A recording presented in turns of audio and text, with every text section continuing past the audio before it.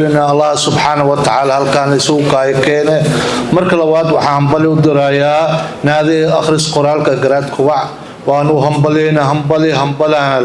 marka intaas aan ka gudbo waxa la yiri bariyahan wax maxaa yiri akhris qoraalka waxay sabab badan ayaa yareeyay qoraalka waxa yareeyay tiknoolajiyada casriga ah iyo baraha bulshada ayaa ah sababta ugu weyn ee yareysay akhriska qoraalada dhaadheer sky iyo bedelka aaladaha digitalka ah ayaa bedelay qaabka ay dadku u qaataan macluumaadka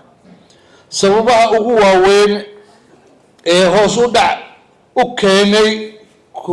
waxay tahay baraha bulshada TikTok,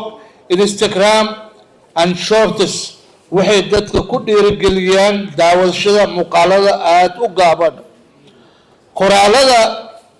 gaaban dadka waxay door bidaan fariimaha gaaban sida tweetska